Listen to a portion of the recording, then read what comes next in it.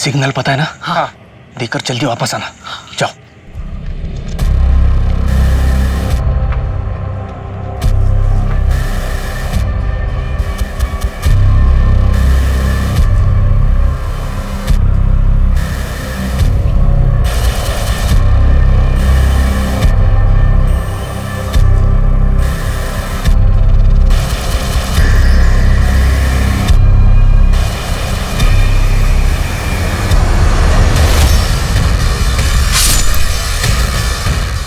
दिलीप, कहाँ हो तुम? दिलीप,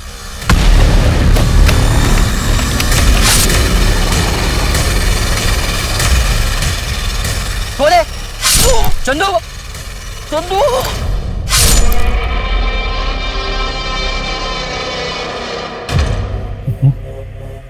इतना टाइम क्यों लगा रहे ये लोग?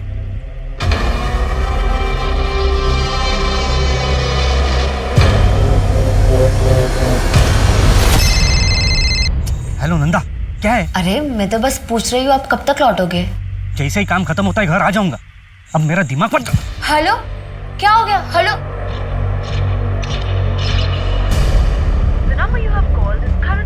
नेटवर्क ही नहीं है।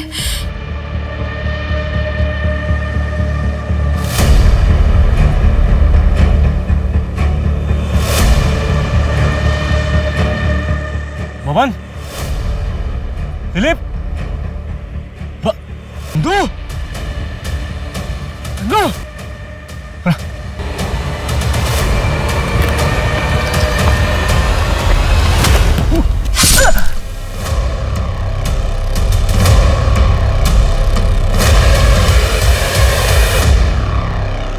कहा जाता है कि विकृत मानसिकता विनाश का आगमन है। एक अपराधी जब किसी निर्दोष व्यक्ति की जान लेता है तो वो सिर्फ एक जिंदगी नहीं बल्कि उससे जुड़ी कई सारी जिंदगियों को तबाह कर देता है। अपने किसी करीबी की मौत इंसान को इतनी गहरी चोट पहुंचाती है जिसके जख्म जिंदगी भर ताजे रहते हैं। नमस्कार, मैं आशुतोष राणा क्राइम पेट्रोल सतर के इस नए अध्याय शातिर क्रिमिनल्स में आप सभी का हार्दिक स्वागत करता हूं। आज हम एक ऐसे भयंकर अपराधी का केस लेकर आए हैं जिसके निर्दयी स्वभाव, क्रूर व्यवहार और जघन्य अपराधों के बारे में सुनकर लोगों का दिल दहल जाएगा।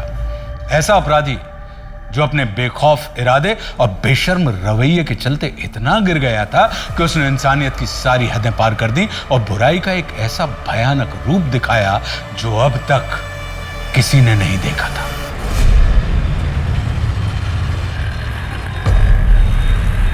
मनीष तू गप्पा बसा। लेकिन आई तू ऐसा कर कैसे सकती है? प्रॉपर्टी माझी है, इसमें से मैं तुझे कुछ भी नहीं देने वाली हूँ। अरे अगर ये जमीन तेरे नाम पे कर देना तो तू उसे भी बेच के खाएगा।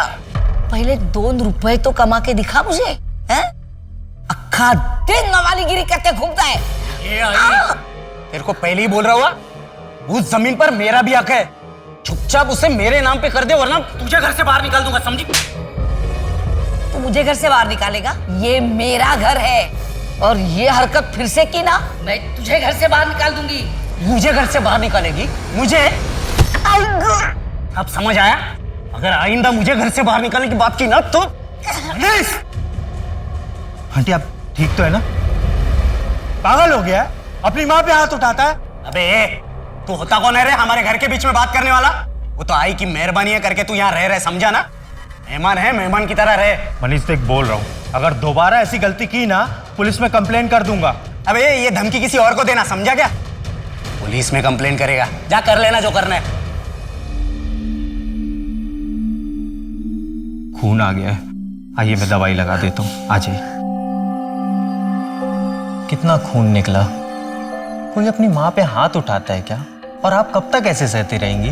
अरे वो हमारी कोथरूड वाली जमीन है ना, वो मैंने मेरी बेटी सीमा के नाम कर दी और मनीष को ना पूछा ना बताया, इसलिए वो नाराज हो गया है। गलती तो मेरी ही है ना। गुस्से में हाथ उठाना मनीष की गलती है। कब तक आप उसकी गलती को अपनी गलती बोलकर ऐसे सहती रहेंगी? भगवान न करे कल के दिन कुछ हो गया तो? सरला आंटी, ये क्या हुआ? कैसे लगा ये? आप ठीक हो ना? अरे काव्या बेटा, बस बस वो मैं फिसल गई और मुझे चोट आई, लेकिन पंकज ने देखो ना पट्टी करके दी है मुझे। फिर झूठ ना, ये मनीष ने किया है ना? मेरे ही पिछले जन्म के कुछ भोग होंगे जो तुम दोनों मेरे बच्चे नहीं हो। आंटी, हम बच्चे ही तो हैं आपके। देख सीमा, मैं तुझे प्यार से बोल रहा हूँ, वो जमीन चुपचाप मुझे वापस कर दे। काव्या, हाय काव्या। शट अप मनीष, तुम्हारे जैसा गिरा हुआ इंसान मैंने आज तक नहीं देखा है। चलिए आंटी।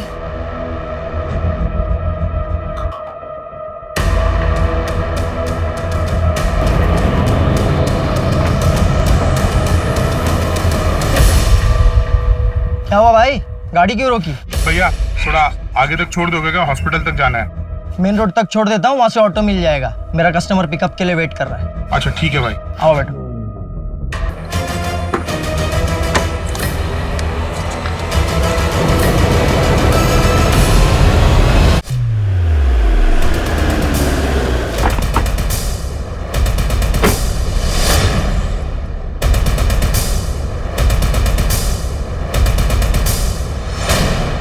आइए सर।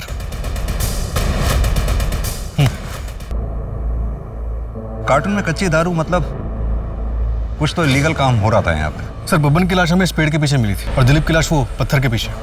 ये दिलीप और बब्बन इसी के लिए काम करते हैं। सर, यहाँ 2 लाशें और हैं इस तरफ, ये देखिए। और सर दूसरी लाश वहाँ है। हमारी वांटेड लिस्ट में भी है ये। और सर एक बैग भी मिला है,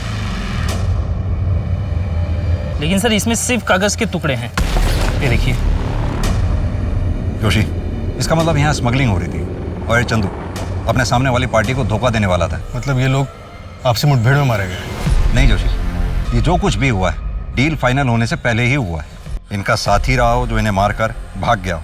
एक आदमी 5-5 लोगों को कैसे मार सकता है? हाँ, ये हो सकता है कि एक से ज्यादा लोग रहे हैं। जोशी, इनके गले की नस काटी गई है, रिएक्ट करने का मौका ही नहीं मिला होगा।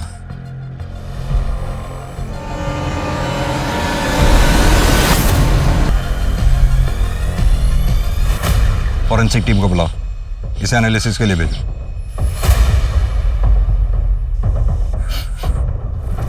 जोशी, तुम्हें कुछ गंध सी नहीं आ रही, जैसे कोई खुशबू इत्र वगैरह की हो? आतर हल्की हल्की आ तो रही है। सर यहाँ पीछे वाले रास्ते पे भी एक लाश मिली है। सर कंट्रोल रूम से इंफॉर्मेशन मिली है, राजेंद्र नगर के बैक रोड पर एक कैब खड़ी है, उसमें खून के धब्बे हैं। चलो।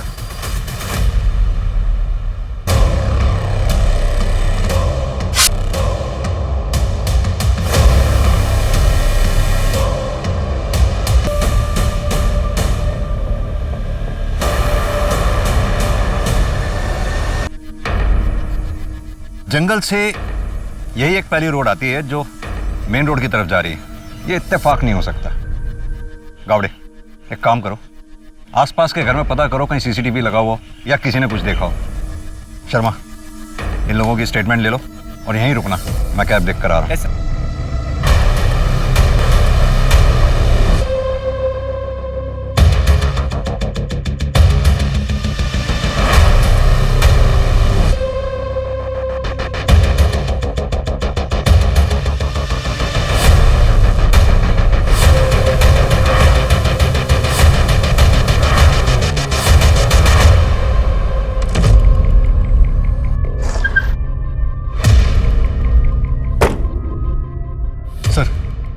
गाड़ी में खून के धब्बे, लेकिन कोई लाश नहीं है। और सर, ये सिम कार्ड और किसी योगेश मिश्रा का ड्राइविंग लाइसेंस मिला है। शायद ये कैब का ड्राइवर होगा। इस आदमी की लाश तो हमें बैक रोड पे मिली। कैब चुराने के लिए योगेश मिश्रा को मारा गया होगा। हाँ, हो सकता है जोशी, लेकिन अगर कैब चुराने के लिए ही योगेश का मर्डर किया जाता तो गाड़ी इस तरह से रास्ते के बीचों बीच छोड़कर कातिल नहीं जाता। तो शायद गाड़ी खराब हो गई होगी। और सर, एक और बात, गाड़ी में सेम इत्र की खुशबू आ रही है जो हमें जंगल वाली बॉडीज में मिली थी। चेक करो।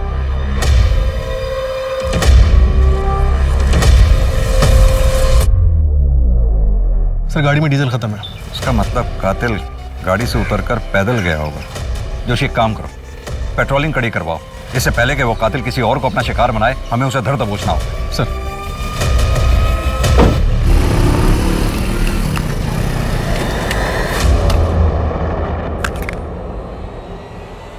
अरे भाई साहब, क्या हुआ?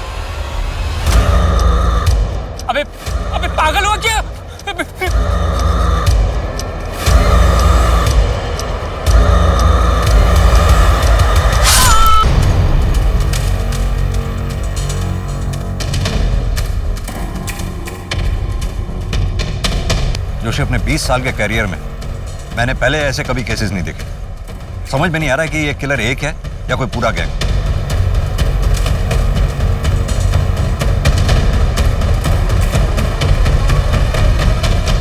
सर ये दवाइयों का बिल है। केमिस्ट शॉप से पता करो ये बिल किसे इशू हुआ। सर हेलो, क्या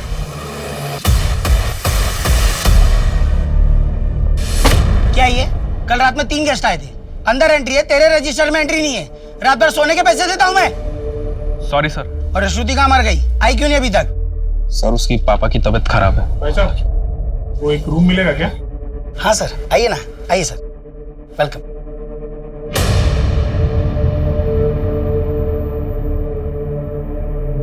नाम क्या है sir? Lucky Tiwari. Sir Aadhaar card please. लेकिन कोई आईडी प्रूफ नहीं है। लकी तिवारी, जाहिर है कातिल ने अपना असली नाम तो बताया नहीं होगा। एक दिन में 9 मर्डर करके ये किलर आखिर प्रूफ क्या करना चाहता है? वही तो जानना है। न जाने कैसे मीडिया वालों को भनक लग गई और वो जंगल वाले क्राइम स्पॉट पे पहुंच गए सर। सर आप टेंशन ना लें सर, इस केस को मैं खुद मॉनिटर कर रहा हूँ जी, जल्दी कंट्रोल करेंगे सर। जी सर, मैं आपको अपडेट करता रहूँगा। ओके सर, जय हिंद।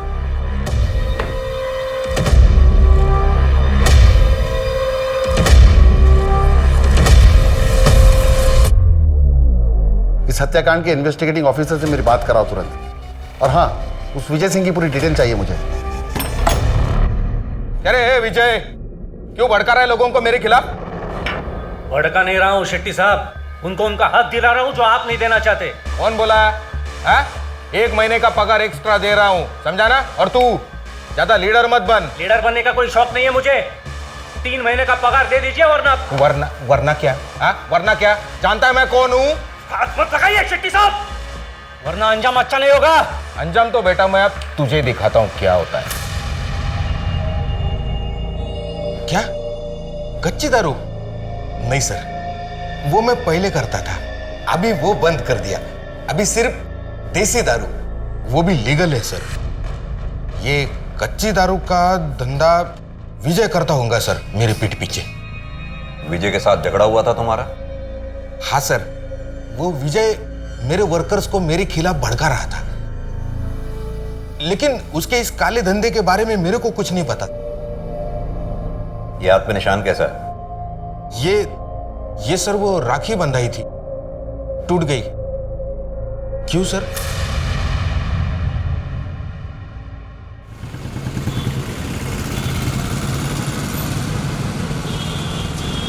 पापा मुझे अब बिल्कुल अच्छा नहीं लगता, यहाँ मुझे कोई प्यार नहीं करता। ऐसा नहीं बोलते कनक बेटा, मम्मी नानू जी कितना प्यार करते तुमसे। बस मुझे एक नौकरी लग जाए, फिर मैं तुम्हें और मम्मी को यहाँ से लेके जाऊंगा। पर पापा। कनक, तुझे कितनी बार कहा है इस कमीने आदमी से मत मिला कर। नाना जी, मेरे पापा है वो। अगर इससे इतना ही प्यार है ना, तो तू भी क्यों नहीं चली जाती इसके साथ? कम से कम मेरी बेटी की जिंदगी तो संवार जाती। तुम दोनों से छुटकारा मिलता तो कम से कम वो आगे तो बढ़ पाती। पापा प्लीज। तू चुप रहे और इसे लेकर अंदर जा। चल अंदर जा। और तू दोबारा यहाँ कदम में मत रखना, वरना मुझसे बुरा कोई नहीं होगा। हट।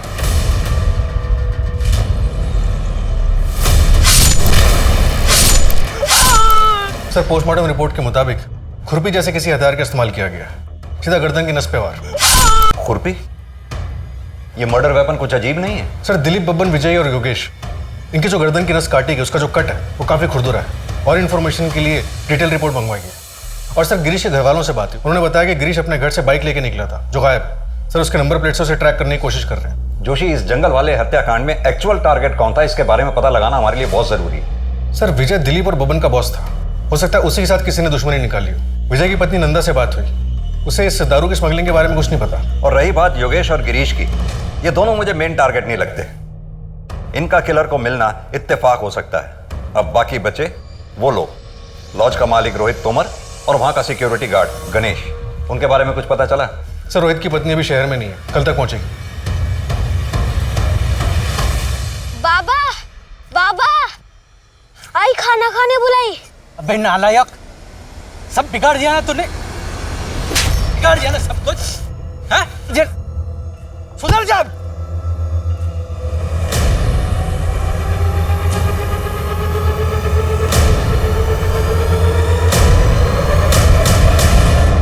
नंदा जल्दी तो, टिफिन लेट हो रहा है। हाँ हाँ बस बस 1 मिनट, बस रेडी है। हाँ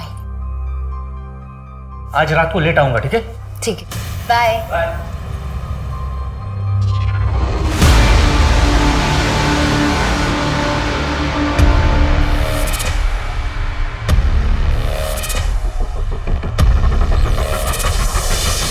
विजय, तुम्हारा नहीं हमें।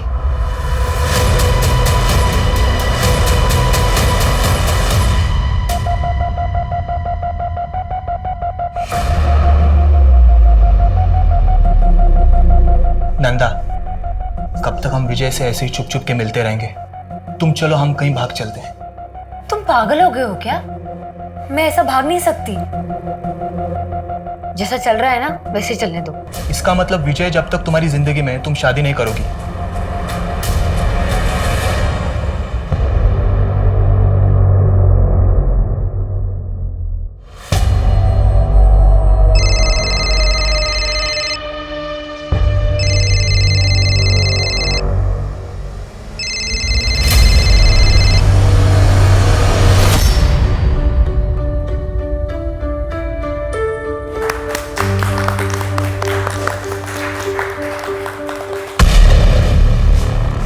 अरे वाह,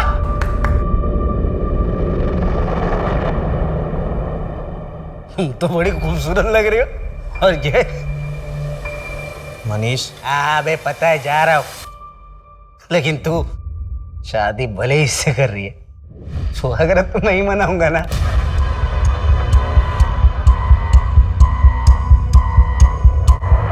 हेलो, ये धीरज राहु काल बन के मेरी बेटी कृष्णा की जिंदगी में आके बैठा हुआ है। जब तक ये रहेगा तब तक मेरी बेटी आगे नहीं बढ़ पाएगी, इसलिए इसे तुरंत रास्ते से हटाना होगा, कैसे भी, और आज ही। क्या हुआ? मुझे ऐसे अर्जेंटली क्यों बुलाया? पापा हम लोग ऐसे जल्दी से जल्दी, पापा वरना वो लोग आपको मार डालेंगे।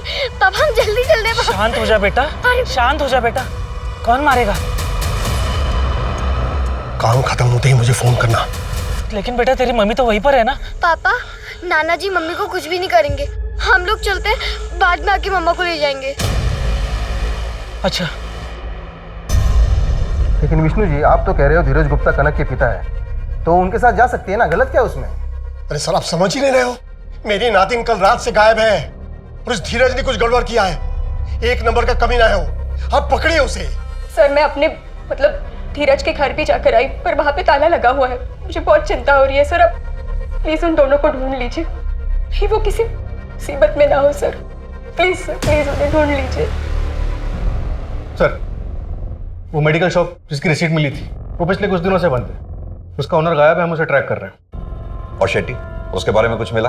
सर, उसका CDR और कॉल लोकेशन सब क्लीन है। विजय के मर्डर वाले दिन वो अपने घर पे ही था। जोशी, अगर शेट्टी को ये काम करना ही होता तो वो अपने हाथ गंदे क्यों करेगा? हो सकता है इस काम के लिए उसने सुपारी दी हो। अपना खबरी नेटवर्क एक्टिवेट करो। Okay sir.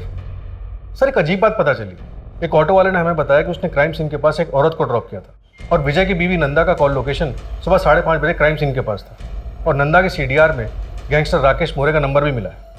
ये नंदा को थाने बुलवाओ।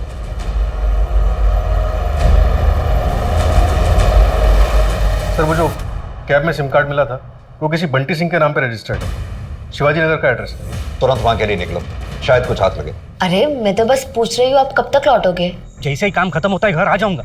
अब मेरा दिमाग पर। हेलो, क्या हो गया? हेलो,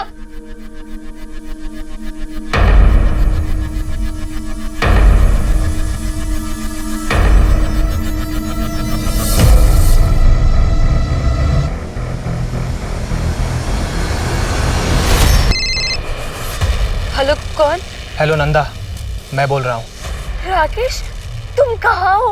मैं कब से तुम्हारा फोन ट्राई कर रही हूँ, तुम्हारा फोन बंद है। वो सब मैं मिलके बताता हूँ। 20 मिनट में अपने घर के पीछे मिलो, मैंने सब कुछ सेट कर दिया है। मुझे पता था कि विजय स्मगलिंग के लिए कहा जाता था, इसीलिए मैं वहां गई। तुमने ये बात पहले क्यों नहीं बताई हमें? साहब मैं बहुत डर गई थी, समझ नहीं आ रहा था मैं क्या करूं। मैंने घर जाके राकेश का भी इंतजार किया, वो नहीं आया। कहानियां गढ़नी बंद करो नंदा। राकेश के साथ मिलकर तुमने ये कांड किया है। बाकी लोगों को क्यों मारा है? साहब मेरा विश्वास करो, मैंने ऐसा कुछ नहीं किया है। मैं बस ये चाहती थी कि राकेश और मेरी सच्चाई किसी के सामने ना आए। तुम ये बात अच्छी तरह से जानती थी ना कि राकेश विजय को मारना चाहता था? नहीं साहब, मुझे नहीं पता था, मैं सच कह रही हूँ। ठीक है, अभी तुम जा सकती हो। अपना एक कांस्टेबल को बोलो इस पे निगरानी रखे और राकेश को उठवाओ। Right sir.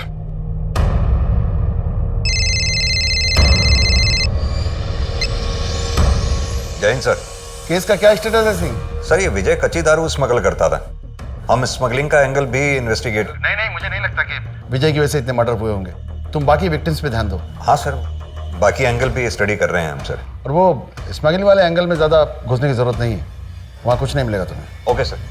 जय हिंद सर।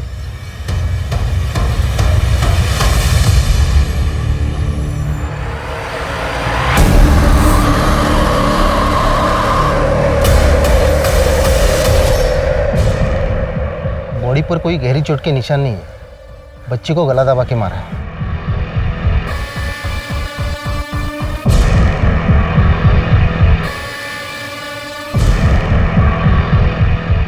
बॉडी पे चोट के निशान तो नहीं है, शायद ये खून धीरज का ही है।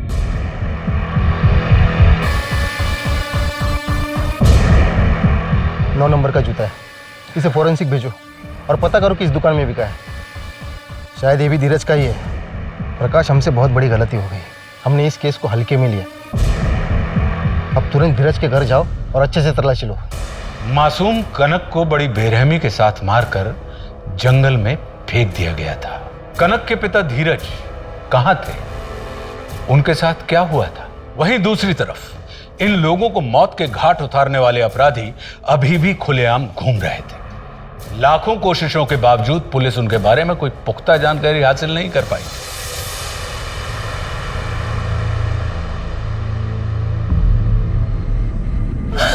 कनक, बच्ची उठो ना मेरी बेटी, क्या हो गया तुझे?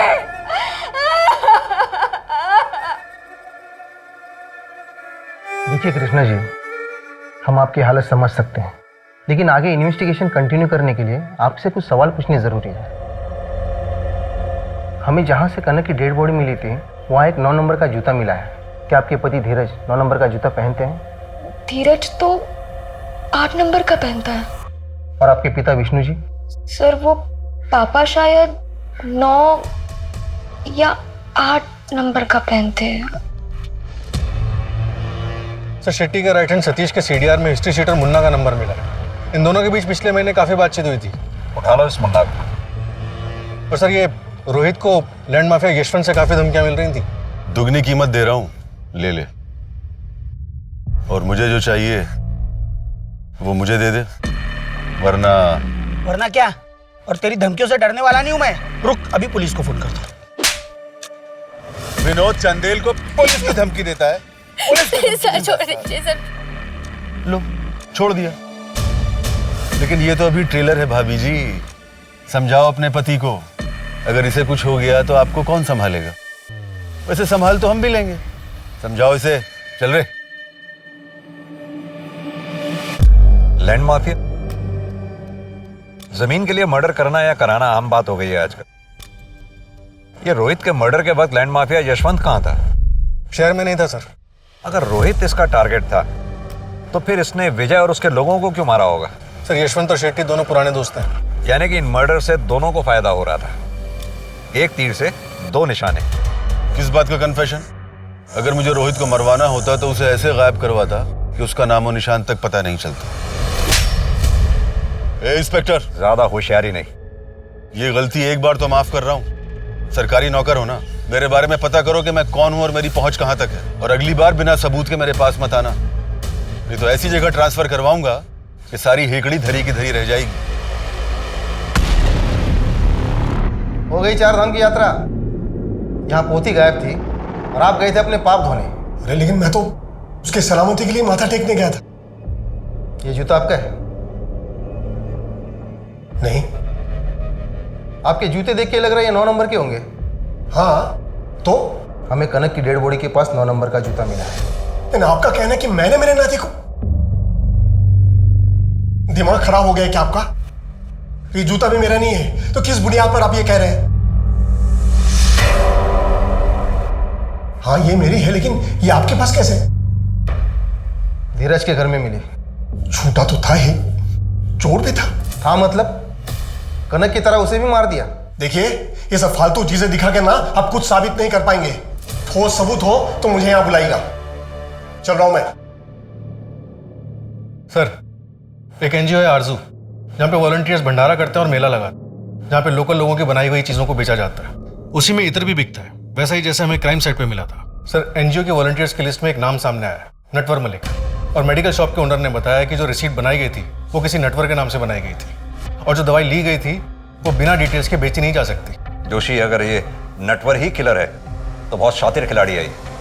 परफेक्ट कवर लिया है इस एनजीओ का उसने। तूने पैदा किया ऐसे औलाद को, हट यहाँ से।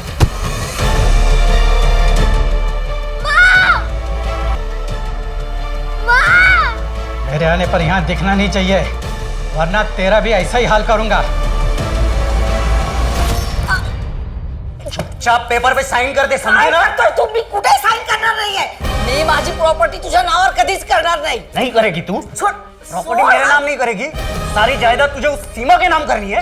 तू इसके ऊपर साइन कर, वरना मैं तेरी जान ले लूंगा, समझी ना? साइन कर दिया कि नहीं तू? मनीष, तू छोड़, क्या कर रहा है? छोड़ मनीष, मत कर। अरे पंकज, मनीष नहीं, मर जा फिर तू। नटवर यही एनजीओ होम में रहता था, लेकिन 4 महीने पहले वो किसी को बिना कुछ बताए यहाँ से चला गया। उसका कुछ सामान पड़ा है, मैं आपको दिखाता हूँ।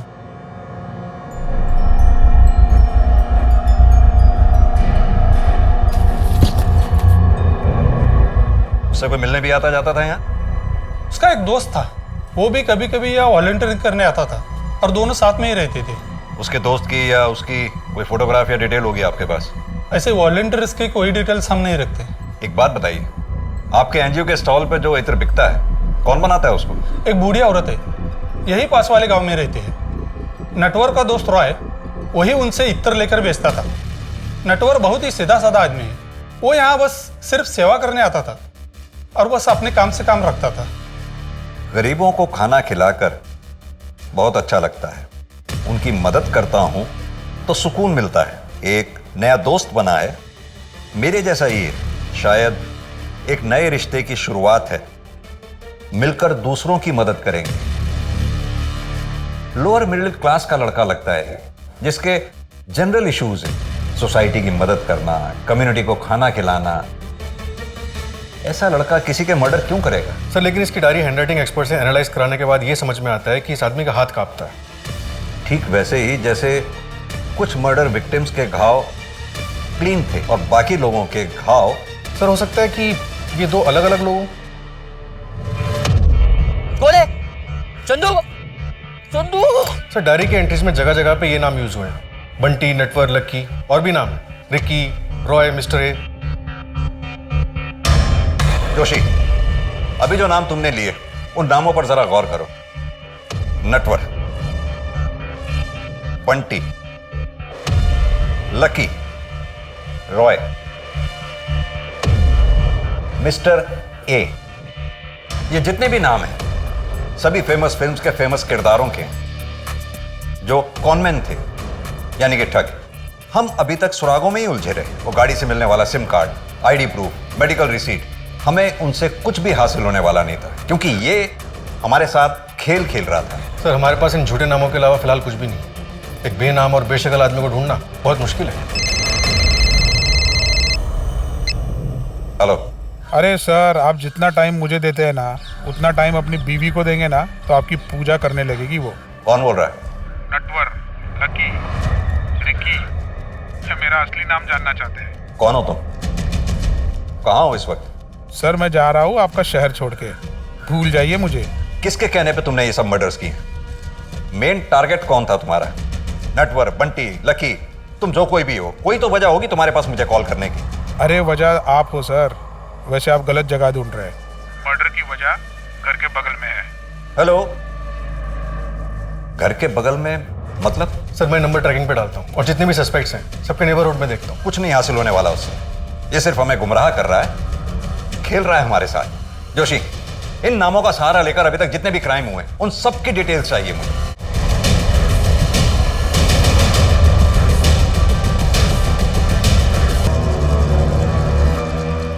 सर, कोलकाता वाले हत्याकांड की सारी डिटेल्स आ गई।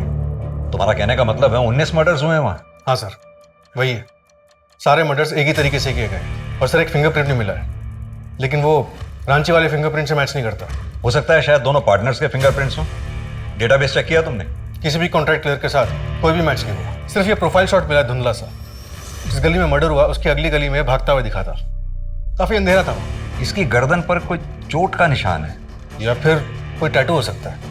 एक काम करो, ये प्रोफाइल फोटोग्राफ लैब में भिजवाओ और अपने सुपरविजन में क्लीन करवाओ। शायद कोई टैटू का डिजाइन मिल जाए। मिस्टर नटवर, कहां छुपे हो तुम?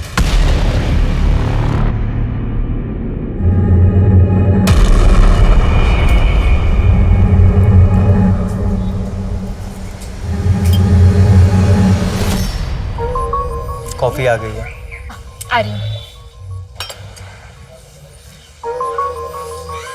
पंकज, कल चले अंगूठी देखने के लिए? ठीक है, चलते हैं। पंकज, अगर तुम अपने पास्ट को अभी तक नहीं भूले हो तो कोई बात नहीं, हम थोड़ा और टाइम ले सकते हैं। ऐसा नहीं है तन्वी, बस काव्या की याद आ गई थी। वो मेरा अतीत थी, अब तो मेरी आज हो।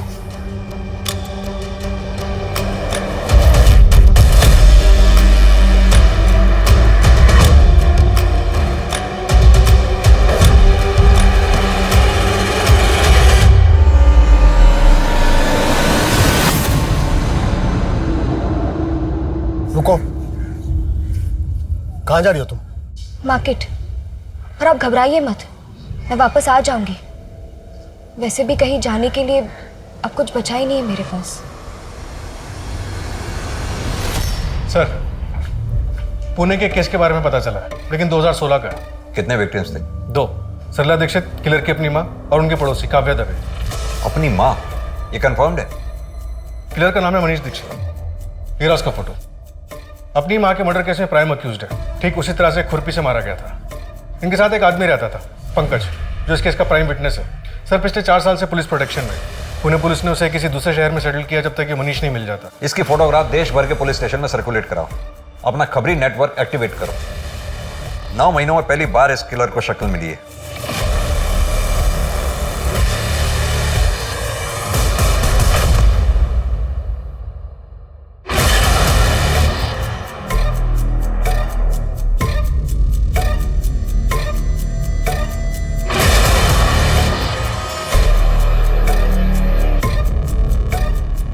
सर, मनीष को भोपाल में देखा गया। वहाँ के एक चाय वाले ने भोपाल पुलिस को इन्फॉर्म किया। तुरंत एक टीम रेडी करो। भोपाल पुलिस को बैकअप रिक्वेस्ट के लिए बोलो। ये मनीष का, रोहित या विजय, इनमें से किसी से कनेक्शन मिला कुछ? नहीं सर, कोई कनेक्शन नहीं मिला। मुझे कुछ तो मिसिंग लग रहा है।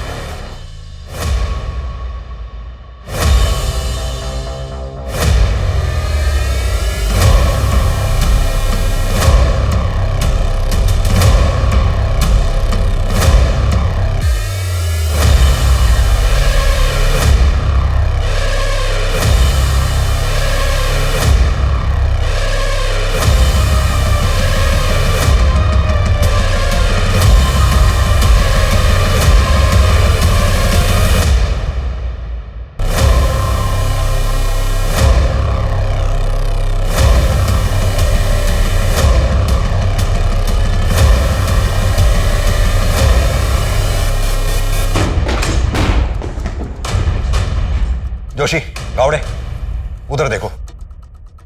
तुम मेरे पीछे आओ। तन्वी, ठीक तो हो तुम? देखो जरा, कहाँ है जोशी?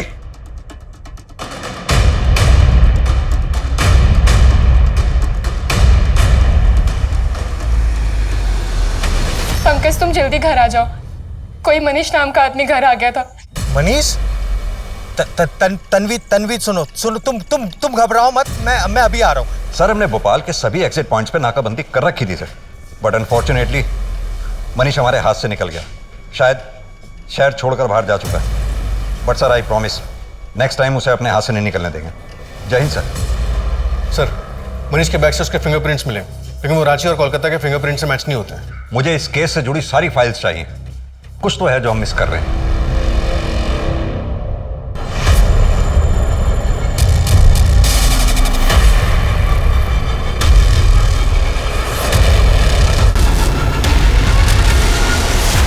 अरे गावड़े, मुंबई की फाइल नहीं, लखनऊ की फाइल चाहिए भाई। कहां हो तुम?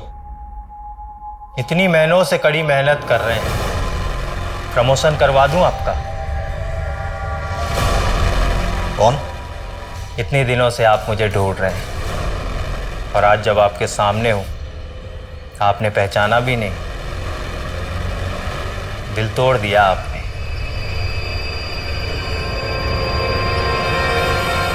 कि डायरी हैंडराइटिंग एक्सपर्ट से एनालाइज कराने के बाद ये समझ में आता है कि इस आदमी का हाथ कांपता है।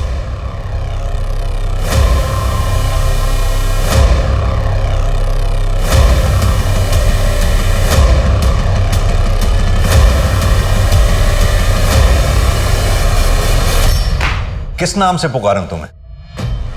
आपके साथ अपना सा लगता है, भले ही दूर का हो, पर रिश्ता लंबा सा लगता है। कार्तिक, कार्तिक शुक्ला कह के बुलाइए, जो नाम मेरी माँ ने मुझे दिया था। मनीष तुम्हारा पार्टनर है? मेरा पार्टनर तो कोई और है। मनीष तो मुझसे बदला लेने आया था। बदला? अपनी माँ का बदला लेने? काफी स्मार्ट हैं आप, इसीलिए तो आप मुझे पसंद हैं। एक झटके में किसी की जान लेने में जो नशा है, जो सुकून है, खैर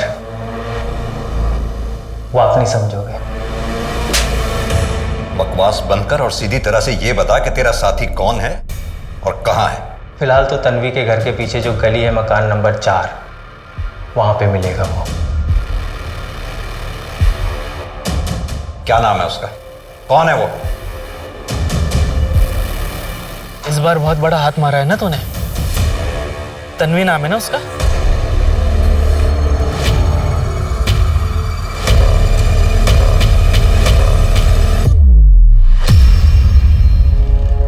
बेटा मुझे माफ करना, तेरी नानू को ऐसा फंसाऊंगा कि पूरी जिंदगी जेल में सड़ेगा वो।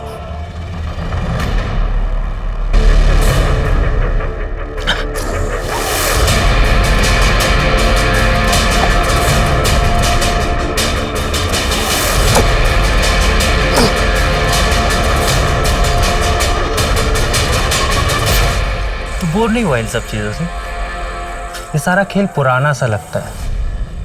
अब लोगों को मारना इतना आसान हो गया है, कोई मजा ही नहीं रहा यार अब इन सब चीजों में। तुझे आना है तो आ, वरना मत आ। मैं अकेले हाथ साफ कर लूंगा उस पर। चल ठीक है, कल का प्लान करते हैं।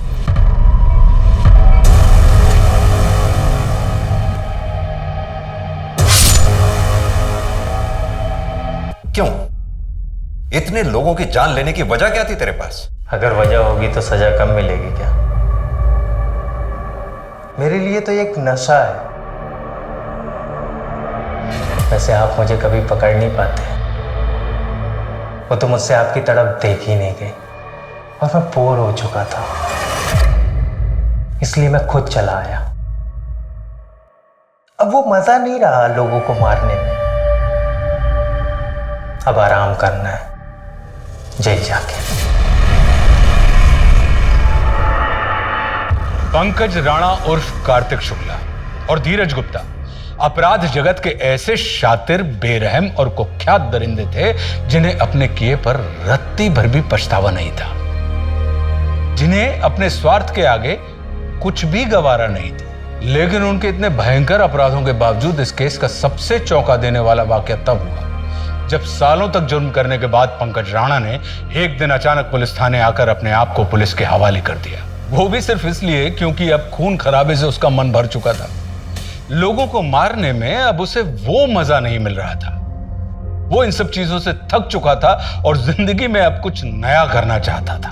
ये वाकया अपने आप में रोंगटे खड़े कर देने वाला है और हमें ये सोचने पर मजबूर कर देता है कि इस दुनिया में ऐसे भी लोग हैं जिनके लिए लोगों की जिंदगियों से खेलना सिर्फ एक खेल है जो उन्हें रोमांचित करता है। भावनाओं में बहकर एक अजनबी पर भरोसा करना बिल्कुल भी उचित नहीं हो सकता।